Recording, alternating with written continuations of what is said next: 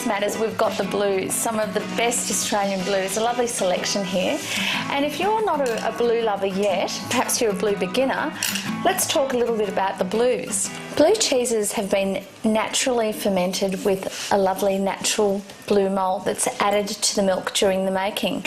And you get this beautiful mould peppered throughout the cheese, which gives it flavour and also helps it to start to mature. If you are a beginner, look out for mild blue cheeses, and starting with a blue brie, such as this one, is a really good idea. It's a brie style cheese, it has a little bit of blue in it, just for that added kick. This one's a Lighthouse Blue Brie, or you might try something like an Australian Gold Creamy Blue, which is really handy to have in the fridge and quite ready to eat. Then you can move on to a more medium blue, such as Tasmanian Heritage's traditional blue, or a stronger blue. And I have a couple here, some Endeavour, and you can see this is a beautiful naturally rinded blue, and a Roaring Forties that has been coated in wax. Blues will vary as to how much veining they have in them. This one is actually quite evenly veined and will have quite a gutsy flavour. The veins might vary from a greeny colour to blue or maybe even grey. It's important to just try and give it a go and look out for different styles and have a taste. So let's make something using this wonderful little cheese. This is King Island Dairy's Roaring Forties Blue. It's quite a full flavoured cheese, and I love it because it comes in a little wax round, and I can keep it in the fridge and use it for when guests come over.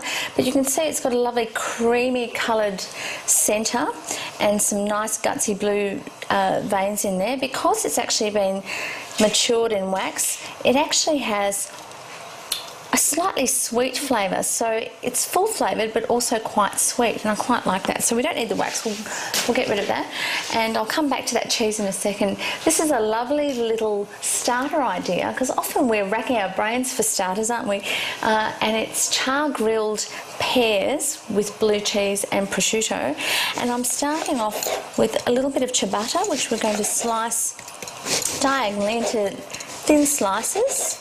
I'm going to brush it with a little bit of oil. I'm using a light olive oil today, the Always Fresh one, which is quite nice, and a light brushing on each slice of the bread on both sides, and then onto a char grill pan.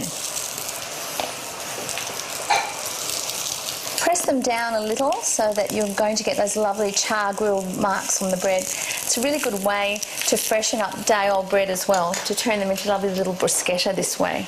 So I'm just going to arrange 3 slices on each serving plate, just on top of each other.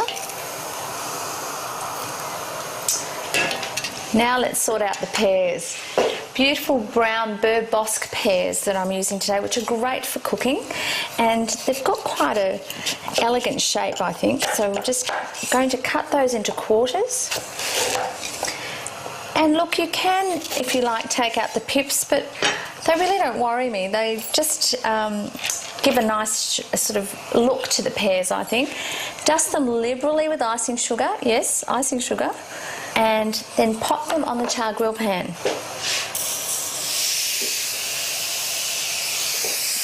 We're just going to char grill those until they become nicely caramelised.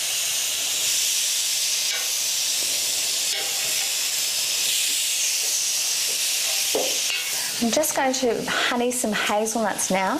You can use walnuts if you like, but these are some whole hazelnuts, and I've toasted them lightly in the pan prior to this and cut them in half, rubbed off the skins, and we're going to add 2 tablespoons of honey.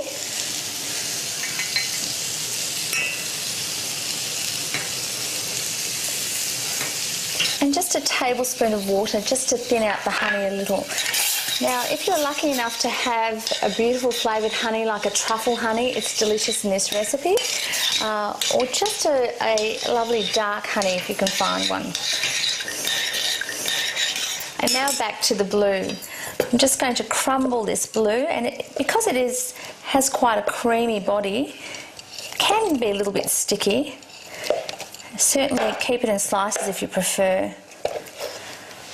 So now a little bit of prosciutto. This has been thinly sliced, and the pears are beautiful. They're all caramelised and sticky, And this is where you need to work fairly quickly so that you can serve it. Just roll it in the prosciutto. Just position a pear on top. Now crumble some blue, and you really need to be prepared to be licking your fingers after you've touched this wonderful blue, and it's all over your fingers, I have to say.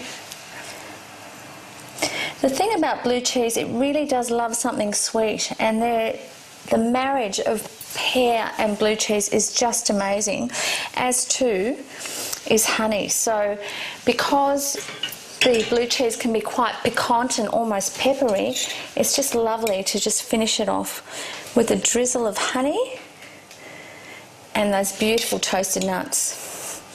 And I guarantee you that is the most beautiful way to serve blue cheese as a starter.